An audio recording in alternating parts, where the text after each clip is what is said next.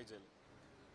दादा भाजप बरोबरच गेले आणि अशाच नेत्यांबरोबर गेले ज्यांनी खोटा त्यांच्यावर आरोप केला।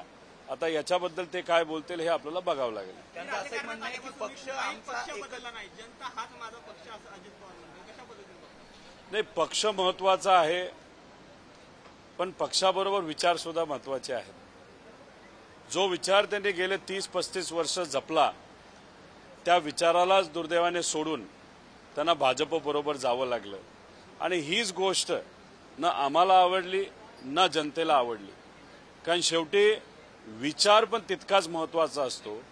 एक पिढी दुसऱ्या पिढीला काय देत असते तर विचार आणि संस्कार देत असते आणि त्याच गोष्टी आपण विसरून जाऊन जर दुसऱ्या पक्षाबरोबर आणि त्या पक्षाला त्यांच्यावर खोटे आरोप केले त्या पक्षावर जर आपण जात असू ते लोकांना कधीही पटत नाही। अमोल मिटकरी असं म्हणले की घड्याळ हे आमचंच आहे, इतरांनी त्याची काळजी करू नये। दुसरं कोणाचा एखादा मोठा व्यक्ती बोलला असता तर मी बोललो असतो। मी अर्थसंकल्प सादर करत असताना विरोधक झोपले होते सभागृहात, त्यामुळे त्यांच्या पोटामध्ये आता कळा उठत आहेत असं अजित पवारांनी उल्लेख केलेला आहे, कशा पद्धतीने? कोण झोपलं होतं? उलट आम्ही ऐकत होतो, त्याच्यावर आम्हाला बोलायचंय।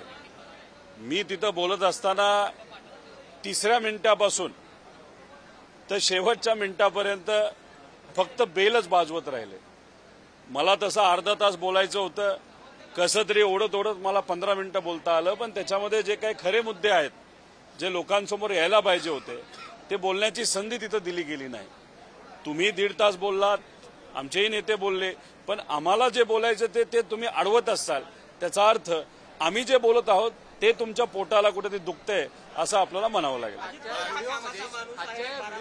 पवारांनी असं म्हटलंय पुणे पिंपरी चिंचवड या तालुक्याचा विकास कोण केला असं अजित पवारांनी उल्लेख केलेला आहे।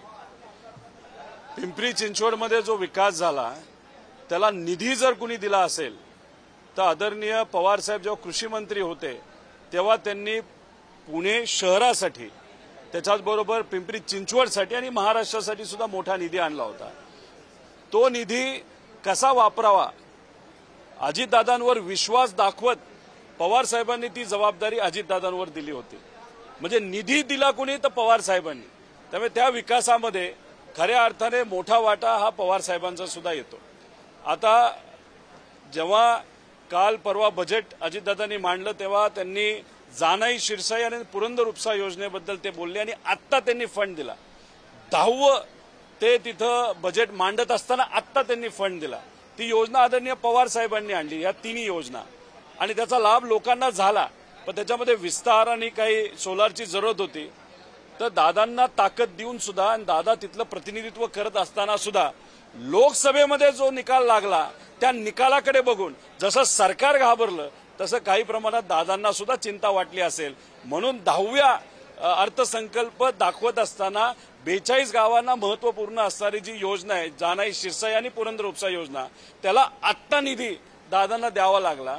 तसंच जर आपण गडकरी साहेब जे नागपूरमध्ये उभे होते, फडणवीस साहेबांच्या मतदारसंघामध्ये गेल्या वेळेस 60,000ची लीड होती, आता 30,000ला आली।